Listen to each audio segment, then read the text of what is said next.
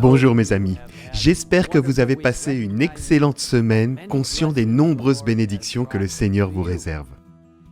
En tant que disciples du Christ, nous avons l'immense privilège d'annoncer l'Évangile à tout le monde, à toute nation, à toute tribu, à toute langue et à tout peuple, selon ce que nous lisons dans Apocalypse 14, verset 6. Et bien que cette tâche puisse sembler simple, il est parfois facile de négliger ceux qui ont des difficultés différentes de celles que nous rencontrons personnellement. Ceux qui ont des difficultés à entendre ou à voir.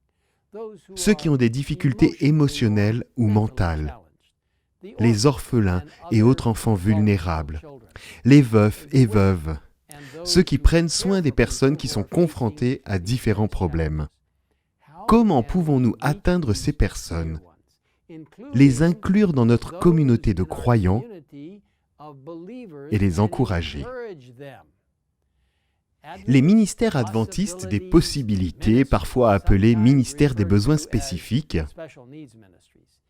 sont un ministère inclusif de l'Église dont la devise est « Tous sont doués, nécessaires et précieux ». Ils suivent le ministère de Jésus tel qu'il est décrit dans Luc 4, verset 18. « L'Esprit du Seigneur est sur moi. » Parce qu'il m'a consacré par onction pour annoncer la bonne nouvelle aux pauvres. Il m'a envoyé pour guérir ceux qui ont le cœur brisé, pour proclamer aux prisonniers la délivrance et aux aveugles le recouvrement de la vue, pour renvoyer libres les opprimés, pour proclamer une année de grâce du Seigneur. Bien évidemment, ceci est au verset 19. Afin d'attirer l'attention sur ces ministères très importants, chaque année, un samedi spécial est désigné comme journée de sensibilisation aux ministères spécifiques. Et cette année, le 24 avril, a été réservé à cet effet. Au cours de cette journée, les ministères adventistes des besoins spécifiques proposeront un séminaire opportun très important intitulé « Trouver la joie dans la souffrance, faire le deuil d'un être cher ». Comme vous le savez, l'année dernière a été extrêmement douloureuse avec la perte de tant de vies à cause du coronavirus. En outre, des personnes et des familles du monde entier ont subi de nombreux autres types de pertes, pertes d'emploi, pertes de sécurité, etc. Bien qu'un séminaire en ligne n'effacera pas la douleur, nous pouvons apprendre à y faire face ensemble et à trouver ce qui nous apportera un espoir durable et peut-être une forme unique de joie. Je vous invite à participer à ce séminaire gratuit, au cours duquel des spécialistes et des personnes ayant subi une perte directe partageront la manière dont elles ont appris à faire face à l'avenir sans un être cher. Pour plus d'informations sur les horaires de diffusion et pour assister au séminaire, je vous encourage à consulter le site possibilityministries.org, comme vous pouvez le lire sur l'écran.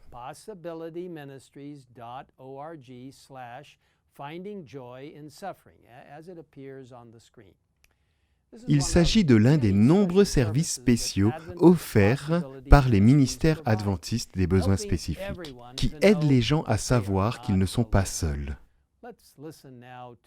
Écoutons leur chant-thème intitulé « Not Alone »,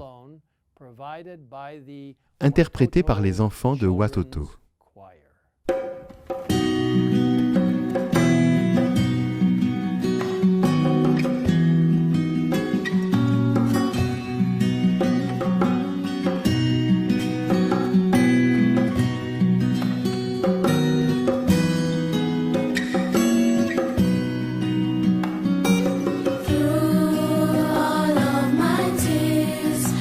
See my fears, I'm not alone.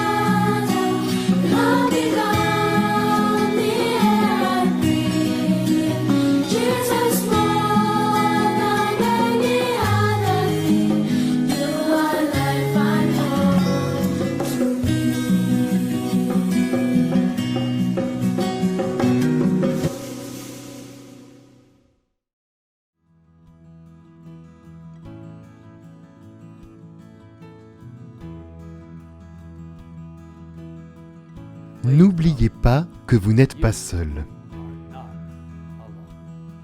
Prions ensemble. Père Céleste, merci d'avoir promis d'être avec nous jusqu'à la fin des temps. Cette belle promesse dans Matthieu 28 nous dit que tu seras avec nous jusqu'à la fin du monde. Et Seigneur, aide-nous à savoir que dans notre voyage quotidien, nous ne sommes pas seuls. Peu importe ce que nous affrontons, aide-nous à nous appuyer sur toi, à compter sur tes bénédictions, à réciter tes promesses, à chanter tes louanges et à nous rappeler que nous ne sommes jamais seuls lorsque nous nous appuyons sur toi. Merci de nous écouter et de bénir les ministères adventistes des besoins spécifiques de manière dynamique, alors qu'ils touchent la vie d'innombrables personnes, les amenant à celui qui peut leur donner une joie pleine et une vie abondante. Merci de nous entendre dans cette prière. Nous te le demandons au nom de Jésus. Amen. Amen.